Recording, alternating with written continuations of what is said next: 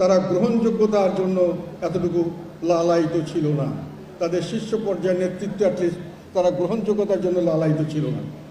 এবং আমাদেরকে নিয়ে তাদের যে একটা একদলীয় শাসন ব্যবস্থার যে একটা আকাঙ্ক্ষা, যে আকাঙ্ক্ষায় সুপ্রিম লিডার একজন থাকবেন আর সরকারি দল বিরোধী দল সকলেই তার কাছে আনুগত্য প্রকাশ করতে হবে, অনুগত বিরোধী দল, সেই অনুগত বিরোধী দলের ক্যাটাগরিতে জাতীয় পার্টিকে তারা ফেলতে পারছিল না।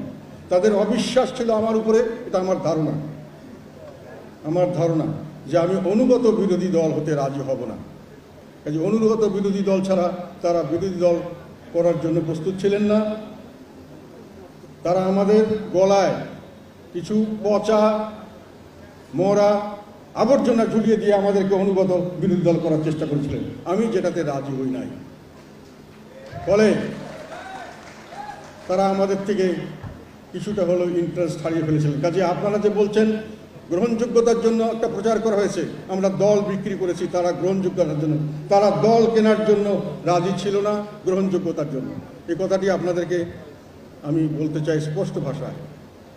যাই হোক, পরবর্তীকালে যে কোনোভাবেই হোক, সরকারের জনবিরোধী চাপের কারণে হোক, যে কোনো কারণে হোক, সরকার আমাদের সঙ্গে নেগোসিয়েশন শুরু করলেন। কিন্তু নেগোসিয়েশনের প্রথম দিন থেকেই তাদের একটা অ্যাটিটিউড ছিল, তোমরা নাও না নাও যাও। তারা আমাদেরকে কোনো দর কষাকষি তেমন কোনো সুযোগ সুবিধা দেন নাই।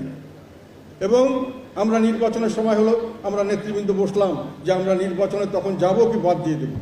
প্রশ্ন আসলো, আমাদের দল আন্দোলনে নেই, আমাদের দল নির্বাচনে যদি না যায় ভবিষ্যতে দলকে টিকিয়ে রাখা সম্ভব হবে কিনা। নির্বাচনের আমাদের মধ্যে আরেকটা কথা আপনাদেরকে বলে দিই, আমার ব্যক্তিগত অনুভূতি থেকে বলছি। আমরা এতদিন পর্যন্ত নিয়মতান্ত্রিক রাজনীতি করেছি। তার অর্থ রাজনীতি করব গলায় মালা নেওয়ার জন্য, না হলে মালা থাকবে না, অথবা রাজনীতি করব না। কিন্তু এখনকার রাজনৈতিক চরিত্র পরিবর্তন হওয়া শুরু করেছে। এটা আমি লাস্টের দিকে সম্ভব হলে বলবো। সেটা হলো, এখন আপনি যদি রাজনীতিতে টিকতে চান তাহলে গলায় মালা নেবেন অথবা ফাঁসির রশি গলায় নেওয়ার জন্য প্রস্তুত থাকবেন। এই ধরনের রাজনীতির দিকে দেশ এগিয়ে যাচ্ছে।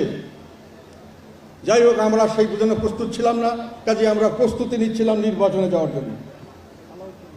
কিন্তু আমরা নির্বাচনের জন্য আমরা আপনাদের থেকে দরখাস্ত চাইলাম, আপনারা সিলেকশন করলাম, আমরা নমিনেশন দিলাম, আপনারা সাবমিট করলেন, উইথড্রলের ডেট চলে গেল, আমরা মাঠে প্রার্থী চলে আসলো।